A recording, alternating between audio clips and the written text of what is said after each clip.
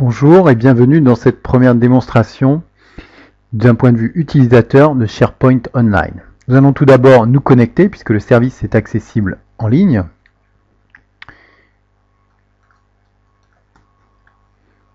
On utilise pour cela un Windows Live ID. Une fois les connexions effectuées, nous arrivons sur ce premier panneau d'accueil qui est une spécificité de Office 365 où on voit la possibilité d'accéder aux différents services, le service Outlook, le service Link et le service Site, donc qui correspond à SharePoint Online. Nous allons cliquer sur visiter la page d'accueil SharePoint et nous arrivons sur ici un site d'équipe qui est complètement basé sur SharePoint 2010, donc pas de dépaysement pour les utilisateurs de SharePoint 2010. On voit ici que nous sommes dans Firefox, donc le service et le site est complètement compatible avec Firefox. On est en totale connaissance. À gauche, la barre de navigation pour accéder aux différents objets de notre site, les bibliothèques, les listes, les discussions, ici. En haut, la barre de navigation Office. Donc si on clique par exemple sur un onglet, on voit les différentes icônes des options, des actions disponibles. Le menu action de site qui permet de modifier un certain nombre de choses, de créer un certain nombre de choses sur le site. Et à droite, le menu de personnel, en fait lié à l'utilisateur pour accéder à son MySite, à son profil ou changer ses paramètres et éventuellement se déconnecter.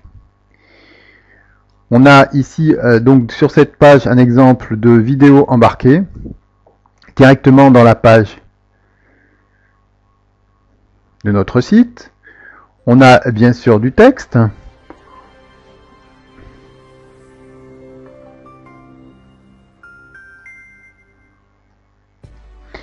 On a la possibilité d'accéder à des documents partagés. Ici, des différentes librairies de documents ou des liens.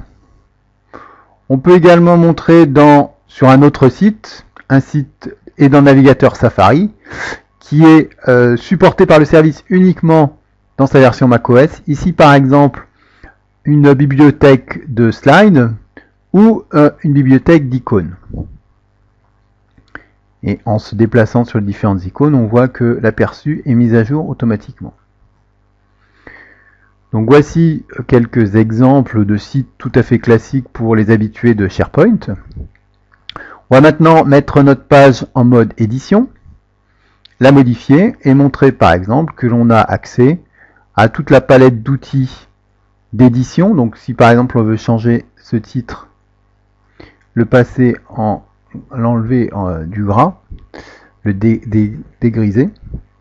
On peut aussi, via ces différents menus, insérer différents objets, des tableaux, des vidéos, des bibliothèques ou d'autres composants WebPart. On va ici accéder à la librairie des composants WebPart qui est très riche et qui correspond à la version aux composants WebPart disponibles dans SharePoint 2010. En termes de collaboration sociale, en termes de données métiers, on a accès à l'ensemble des composants standards de SharePoint 2010.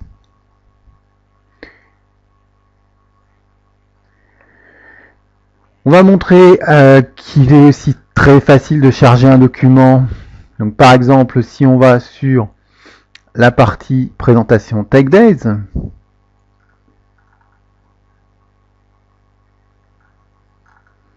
on va avoir envie d'ajouter un document, la dernière version de notre présentation.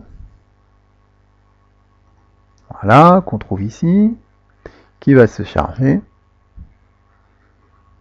Donc là, on charge bien un document en local sur notre PC vers le service SharePoint Online.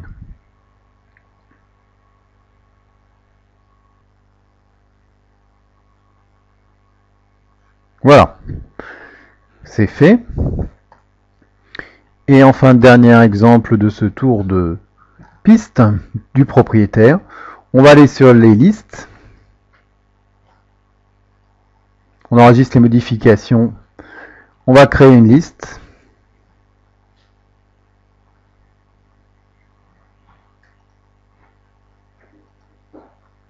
par exemple mes contacts, qui est une liste de contacts, et qui va nous permettre d'ajouter des éléments de contact.